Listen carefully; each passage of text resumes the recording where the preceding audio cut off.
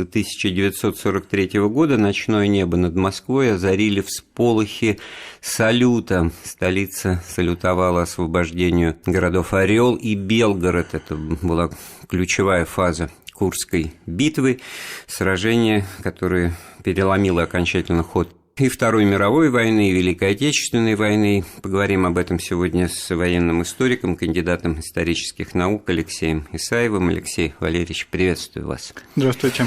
Вот первый вопрос, вот сколь скоро о салюте, это все запомнилось, я в детстве это много слышал от моих старших, значит, в семье, которые всю войну в Москве, значит, находились, что это было вот, ну, действительно, как озарение, тем более, это ночью в 24 часа.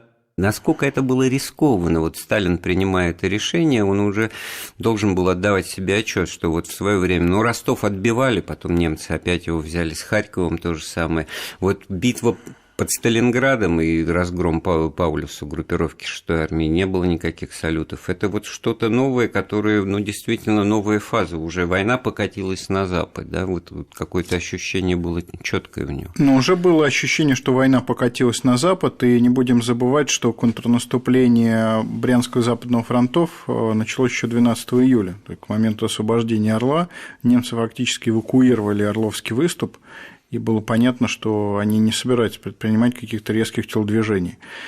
То же самое и с Белгородом, который находился практически на линии фронта, и были абсолютно уверены в том, что его смогут удержать. Поэтому вот этот первый салют его предпринимали с высокой степенью уверенности, чувствуя, что, как говорится, немцы посыпались. Ну вот зная или не зная, может быть, это не самый важный вопрос на данный момент, но все-таки вот принимая тогда решение, потому что это стало традицией с этого дня, значит, с этой ночи. Это Москва салютовала, и это было огромное духоподъемное дело, морально-воспитательное, политическое, потому что это вот вдруг неожиданный элемент вот торжества победителей, праздника какой-то появился. Да, это регламентировалось, опять же, то есть за освобождение областного центра. Там количество залпов, количество да, орудий. Да, это всё, в этом смысле все продумано по-армейски. Да, все было продумано, да, и всегда, читаешь какой-нибудь журнал боевых действий «Фронт», написано, что вот есть приказ Верховного Главнокомандующего, и вот Москва нам салютовала за освобождение города Н столькими залпами, стольких-то орудий. То есть это еще и воодушевляло тех, кто находился на фронте, что Москва их замечает, помнит, знает и им салютует. Очень много воспоминаний, мемуаров и свидетельств тех людей, которые участвовали в организации этого первого салюта, как это быстро, спонтанно и неожиданно был приказ, его надо было выполнять. Понятно, что что называется, с душой и энтузиазмом, но все-таки технически это обеспечить. Я просто в детали сейчас даваться не хочу, я в свое время это прочитал, советую это сделать тем, кому интересует эта тема. Ну, то есть, это, что называется, не была какая-то казенная, заранее подготовленная вещь, продуманная. Это все было вот импровизацией, элемент присутствовал. И ощущение перелома в войне. Вот очень многие говорят о том, что вот после Курска вот четкое ощущение переломилось. Вот перед Курском сердце было неспокойно, что может все пойти не так. А вот после Курска уже... Вот, а теперь такая операция сознания происходит, что, я уверен, для многих вот и Курская битва, и её победа в ней, она связана вот с этим салютом, с освобождением Орла и Белгорода, хотя с точки зрения военной истории там совершенно другие даты, она еще не закончилась к этому времени, и дата ее окончания 23 августа, так что есть еще... Да, я бы так сказал, что она немножко искусственная, потому что если смотреть по донесениям войск, то 23 августа все же было, конечно, вехой, но не сказать, что вот конец операции Румянцев, контрнаступление Воронежского и Степного фронтов, оно еще продолжалось, бои под Ахтыркой продолжались, и вот этот вот переход от Румянцева к Днепру, он вот 23 августа – это такая немного искусственная дата. Вот если условная, будем говорить, да, потому что вы же сами называете названия операций, по которым, так сказать, были свои планы и выполнение, и все здесь сходится. А до Румянцева, сколько я помню, был Кутузов, да? Да, Кутузов – это срезание Орловской дуги, Румянцев – это контрнаступление Воронежского степного фронтов на южном фасе дуги, и был еще Суворов, более известный как Смоленская наступательная операция. Вот вы понимаете, ну вот вы военный историк, ответьте вот на такой вопрос, насколько вот это важно, потому что, ну, тут школьникам для запоминания, может быть, так сказать, вопрос даты проведения операции «Румянцев». Все это как бы вбирается в понятие сражения на Курской дуге или битвы на Курской дуге. С точки зрения вот военного дела искусства, это же, наверное, очень важно было, так сказать, не просто ради того, чтобы придумать название очередное, так сказать, под это дело, так сказать, и ресурсы выделяются, планы строятся, и тогда это получается целая цепочка вот боевых действий в рамках достижения цели какой-то первоначальной. Ну а зачем ее так делить тогда на эти операции? Что это давало на самом деле? Ну, как оборонительная операция, наступательная операция – это такое достаточно естественное деление. А что касается вообще самих операций, то они задумывались еще до того, как немцы перешли в наступление. Уже изначально у советского командования был такой четкий оборонительно-наступательный план. То есть, да, мы будем обороняться, но после этого у нас есть заготовки, и эти заготовки мы реализуем и перейдем в наступление. Поэтому вот тот же Кутузов, он начался 12 июля. Румянцев потребовал сначала, что называется, прийти в себя после ударов Манштейна и как можно быстрее восстановить силы, перейти в наступление быстрее, чем немцы успеют, например, восстановить свои танки. То есть, вот с точки зрения военного искусства и с точки зрения того, что это вот не в кино, а в жизни, вот я сталкивался с оценками такими, что нельзя вот наступать, когда на тебя наступают, как это мы пытались сделать в самом начале войны. Наоборот, это очень Или правильно. Это можно? Это очень правильно. А тогда в чем смысл оборонительного? Вот вы же сами сказали, это отделение оборонительной фазы от наступательной. Сесть в оборону, отбить наступление противника, накопить силы, подвести резервы, да, и нанести контрудар.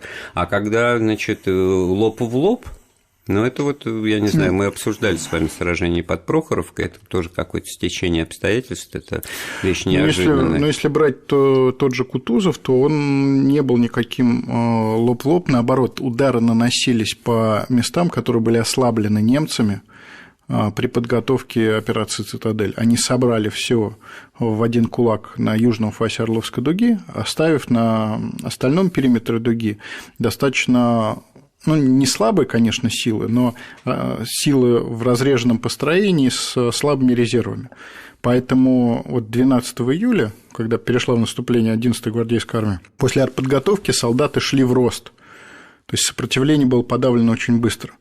Там контрудар, который немцы предприняли, там 5-й танковый дивизион, провалился. И вот начало операции Кутузов – это как раз-таки использование того факта, что немцы скованы.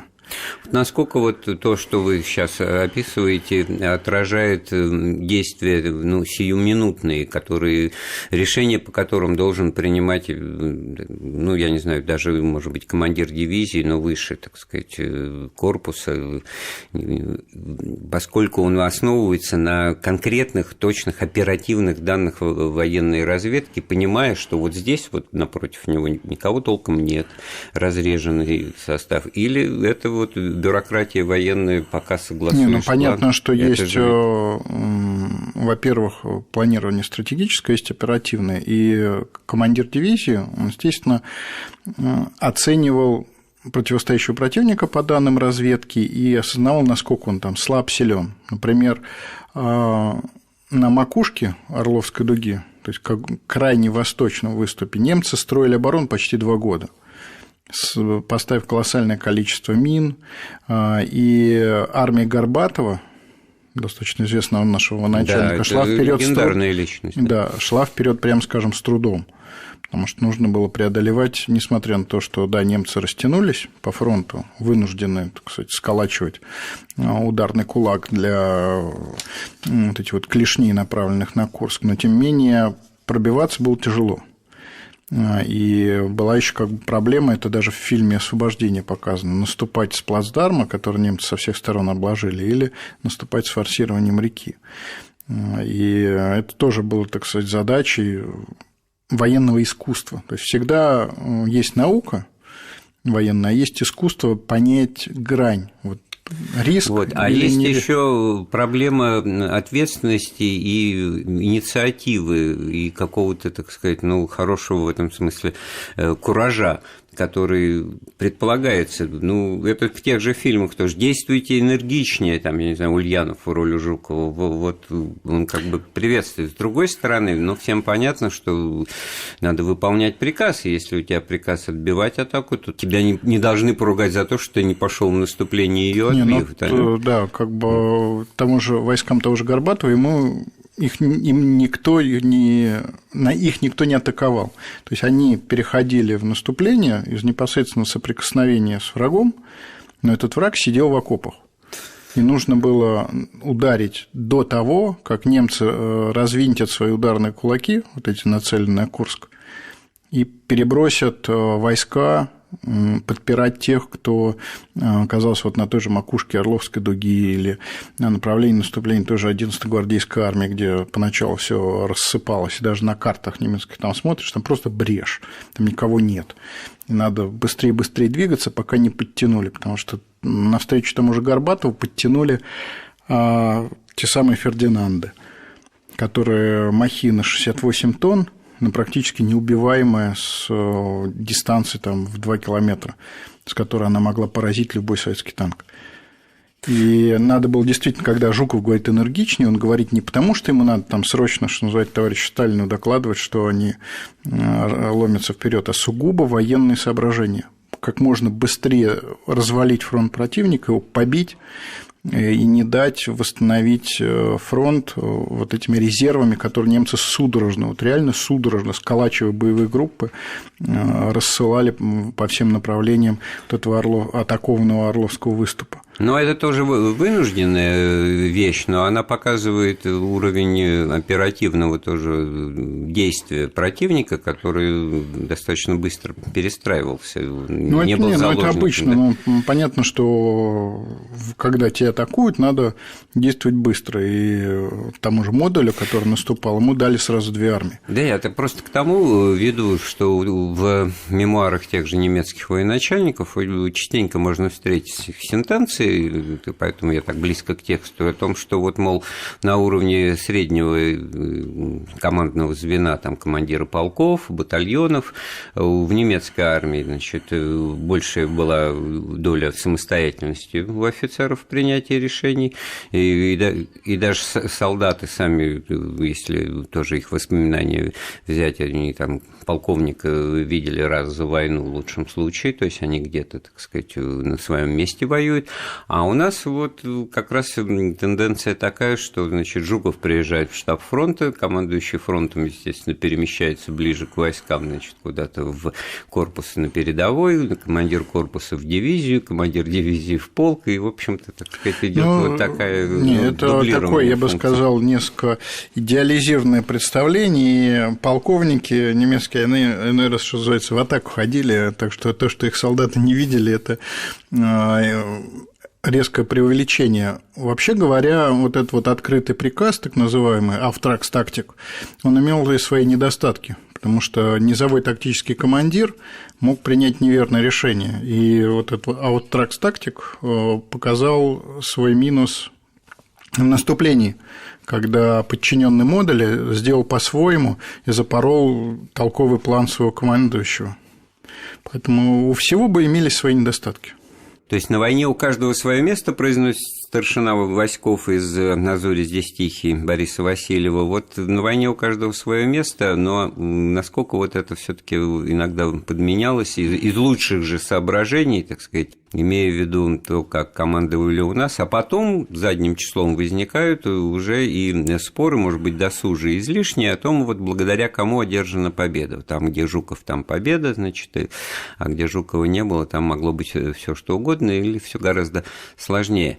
В данном случае Жуков в Курской дуге, его место как можно было бы определить, насколько он действительно внес вклад? он был как раз тем человеком, который стал движущей силой Румянцева. Вот освобождение Белгорода – это что? Это начало операции Румянцев, когда переход в наступление на южном фасе Курского выступа, Воронежского и Степного фронтов. И Жуков своих подчиненных, он был представителем Ставки, соответственно, командующий фронтов, торопились начать эту операцию как можно раньше подготовиться и перейти в наступление. Почему? Потому что на стороне немцев у них половина танков стояла и ремонтировалась.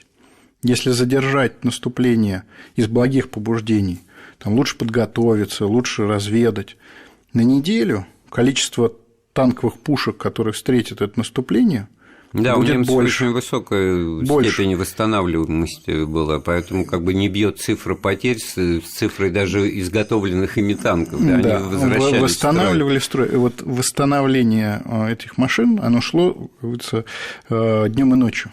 Алексей, ну вот хорошо, вот вы сказали Воронежский и Степной фронты. Кто ими командовал? Соответственно, Воронежский Ватутин, Степной Конев. Вот Ватутин и Конев, Ватутин маршала не успел получить, он погиб в конце 43-го, да, уже? Не, он или в начале 44-м году. Да, уже на Западной Украине. Да.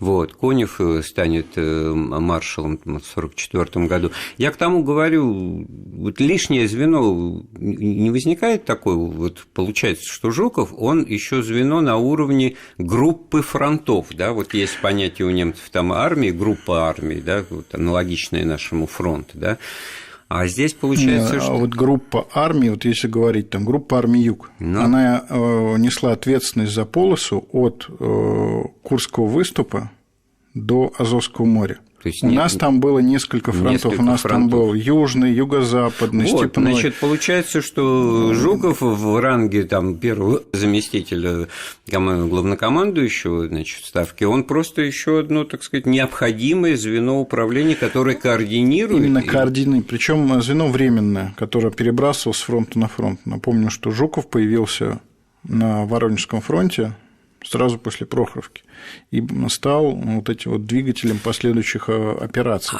И они же в итоге расчет-то оправдался. Весь немецкий, так сказать, металлолом, который стоял, ремонтировался, его собрали.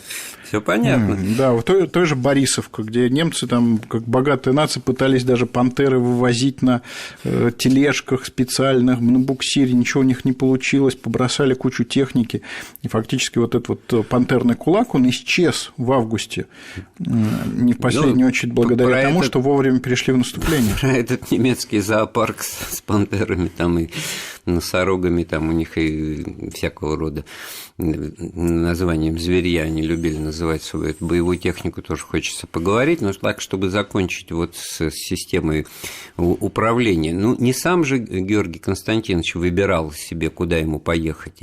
Да, ему указывали из Москвы. А указать мог только Сталин. Сталин и Генштаб. Начальник Генштаба. Да, ну, опять же, Ставка как коллегиальный орган, и действительно Жуков всегда, и это его на самом деле, раз он говорил о том, что быть простым командующим фронтом намного легче, чем мотаться без сна и отдыха постоянно на какой-то новый участок, потому что везде где-то что-то происходит.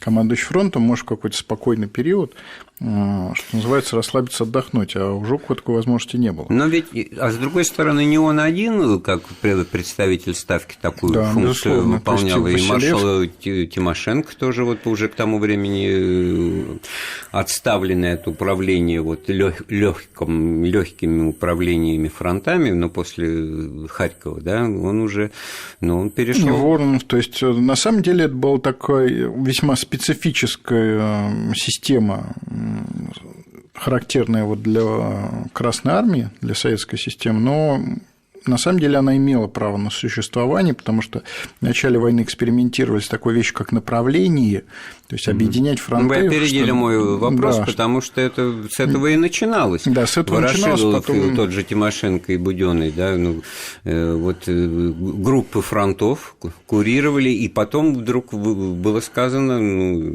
в учебниках написано, что эта структура, это звено управленческое было признано излишним. А потом его вернули. То точно так же, как вернули стрелковые корпуса, вот как раз-таки незадолго до Курска вернули корпусное управление. И вот эта вот практика представителей Ставки, она тоже просуществовала до 1945 года. Ну, я вот сейчас задумался, насколько вот эта вот структура корпусная с теми же танковыми армиями, бригадами и прочим, насколько это интересно широкой общественности.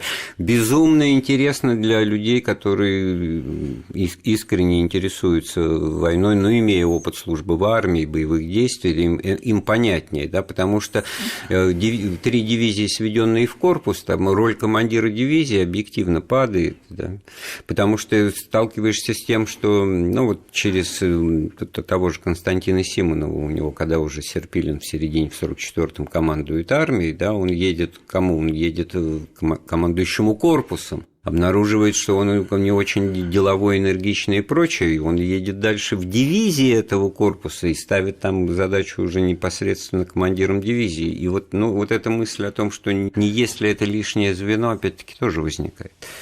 Если принято решение, что вот так четко там 3 батальона полк, тогда работает. Ну да, это реакция, это на самом деле реакция на изменение обстановки. То есть всегда для чего все эти звенья управления? Потому что пока, как говорится, из дивизии достучишься до штаба фронта, может случиться страшное. И поэтому, или даже там до штаба армии.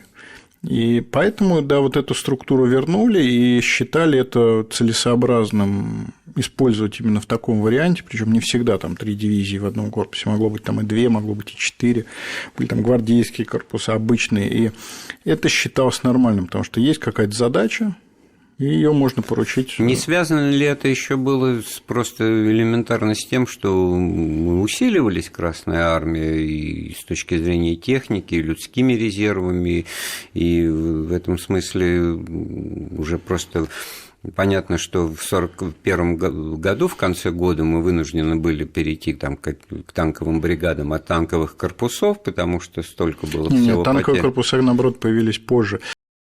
Танковой армии реальный их дебют – это лет 42-го, не слишком удачно еще. А под Курском, да, они уже себя показали как действенный инструмент, и в том числе и в наступательных операциях. Потому что кто был движущей силой операции Румянцева, вот этого сбора, как говорится, металлолом под Борисовкой, кто добежал, да. Это как раз-таки 2 танковые армии – Катуков и Ротмистров.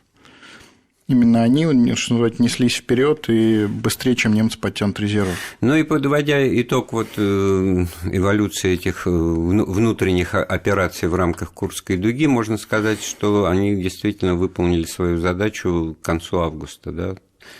Почему? Ну, я бы так сказал, что Кутузов – это начало августа, потому что он начался раньше. Немцы отошли в основание Курского выступа на так называемую линию Хаген. Она была выгодной, в том числе с точки зрения природных условий, и там операции затихли. А на юге как раз-таки все продолжалось, я бы даже сказал, и за 23 августа. Техника играла немалую роль, и немцы всерьез рассчитывали на новую технику. В наступлении не сказать, чтобы оправдались эти надежды, но, тем не менее, весь этот зверинец, он был опасным противником. Если говорить о том же Фердинанде, то хотя к нему такое отношение чуть-чуть свысока, что какой-то там слоник, который ездит на скорости 20 км в час, но тем не менее, когда они вставали в оборону, они были очень неприятным противником. Они выполняли функцию противотанковую, да? Да, то есть они небольшими группами использовались как раз-таки вот на макушке Орловского выступа. И даже я с удивлением смотрел на немецких оперативных картах, уровень командующего армией корпусом, их корпус, как наша армия, поштучно распределяет Фердинанда по фронту. Стоит там значочек самоходки, рядом буковка F и количество, что вот здесь 6 штук, здесь 4 штуки. И это производило впечатление, что действительно даже небольшое количество этих машин, оно могло оказывать какое-то влияние. И действительно они создавали серьезные неприятности, поэтому приходилось нашим постоянно менять направление удара, чтобы уходить вот с тех самых точек, где стоят... Преимущество в дальности стрельбы, да, вот это то есть они могли появление тигров, которых тоже прицельно могли начинать открывать стрельбу в визуальном, наблюдая противника, было дальше, чем у Т-34. Да, они могли поразить любой советский танк того периода, лета 43-го года, с дистанции 2 километра. И вопрос был именно в том, чтобы обходить, наносить удары так, чтобы вот этому всему зверинцу надо было бегать вдоль фронта, ломаться, потому что они тяжелые, и, будучи брошенными, уже становиться трофеями Красной Армии. Вот то, что вы говорите об их эффекте, значении, мне кажется, оно еще и в том проявилось, что у нас это, так сказать, восприятие Великой Отечественной выразилось в том, что вот немецкие танки, знак равенства «Тигры», «Пантеры» и «Фердинанды», и с этого нашествие фашистов начинается, а в 1941 году у них этого еще ничего не было. То есть результат вот. Как бы это оценить? Ну, на это я скажу, что в 1941 году немецкие танки с броней лоб 50 мм для 45-ки были проблемны. Такой же проблемы, как в 1943 году «Тигр». Да, 45-ка-то быстро исчезла. Наоборот. Вот под Курском для нее придумали подкалиберные снаряды, и в отчете один из первых документов, который я читал в своей жизни, это был как раз по Курской дуге, отчет артиллерии 1-й танковой армии Катуковой, там писал, что мы зря ругаем 45-ку, она своим подкалиберным снарядом уверенно поражает танки Т-6. Объясните непросвещенным, что такое подкалиберный снаряд. Подкалиберный снаряд – это снаряд, состоящий из сердечника меньшего диаметра, чем калибр снаряда. То есть примерно, если калибр снаряда 45 мм, то диаметр сердечника где-то 25. То есть это такая иголка небольшая, окруженная алюминиевым поддоном, который остается снаружи брони при попадании, а вот эта вот игла, гвоздь такой из твердого сплава, из вольфрамового сплава, он пробивает броню и обрушивает внутрь еще куски брони с обратной стороны, и сам внутри разлетается множество раскаленных осколков. Вот эти подкалиберные снаряды, которые появились в Красной Армии, причем, я бы сказал, титанические усилия предпринимались для того, чтобы их делать. В тяжелом 1942 году люди через перевал их носили, что называется, чуть ли не в вещмешках, руду, вольфрам. И Курску уже много было таких снарядов, достаточно для того, чтобы доставать немцев. Тем более, что били эти снаряды по, в общем-то, в статическом положении находящиеся, ну, те же Фердинанды, то есть пробивали вот эту противотанковую оборону немцев, на которую они, в свою очередь, делали ставку, да?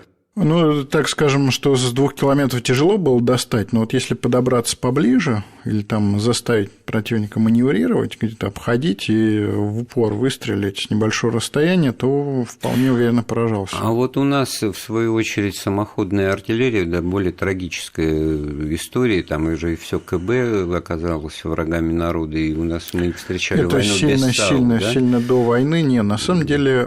Когда вот это вот то, что на войне, как на войне, знаменитый фильм, где вот это самоходки-то, это 44-й год. Не, как раз-таки на войне, как на войне, это осень 43-го года, да, и под Курском дебютировали тяжелые САУ, тяжелые самоходки, орудия 152 мм, тогда Су-152.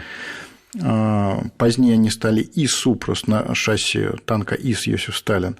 А вот эти вот Су-152 это были такие одни из дебютантов Курской дуги. Они были не слишком поворотливыми, но снаряд 50 килограмм, что называется, любой дзот разваливался на выстрел. И достаточно серьезным был аргументом. Вот такие самоходки, как в фильме «На войне, как на войне», они пошли уже ближе к осени 43-го. И успешно применялись против «Тигров», именно потому что у них стояло орудие с баллистикой зенитки, и вполне успешно поражало «Тигры». А эффективные противотанковые средства в лице новых пушек ЗИС-2, они попали в войска уже после того, как мы отразили удар цитадели, и уже наступая Мы, так сказать, отбивались от контрударов с помощью вот этих вот новых ЗИС-2. Они первыми появились, кстати, в Рокоссовску. Ну и о потерях в битве на Курской дуге. Потери в войне вообще тема очень щекотливая, вызывают повышенные эмоции. Постоянно сталкиваешься с тем, что, так сказать, какой-то там 1 к 4 не в нашу пользу. И вот такие цифры я тоже вычитал в отношении битвы на Курской дуге. Что можно сказать для начала о методике подсчета? Вот что такое безвозвратные потери, в том смысле, что человека нет, или человек уже так в любом случае непригоден для войны? Безвозвратные потери – это потери убитыми и пропавшими без вести. При этом, естественно, в число пропавших без вести попадают и те, кто попали в плен. И человек, который числится в безвозвратных потерях по состоянию, что называется, на лето 1943 года, может в 1945 году вернуться домой. Конечно. Или даже вернуться на фронт, что было совершенно мог быть освобожден и вернуться пройдя на фронт. Там фильтрационный лагерь, там из партизан из оккупированных территорий. Но а почему, будучи раненым и выздоровевшим, он тоже возвращался в действующую армию? Он возвращался, но безвозвратными считалось то, что вот прямо сейчас потеряли, и нет, что называется, перспектив того, что эти люди вернутся. А раненые туда не входили, что ли? Не, раненые в безвозвратные потери не входили, раненые – это санитарные потери. И раненые, естественно, не все раненые возвращались в строй. Примерно соотношение где-то 2 к 3, наверное? Да, примерно 2 к 1, но, тем не менее, много раненых возвращалось в строй, легко раненые вообще оставались в частях, то есть их показывали в потерях, но тем не менее отдельно, так сказать, писали, что у нас в медсанбате столько-то человек, и они подлечатся и вернутся в строй обратно после легких ранений.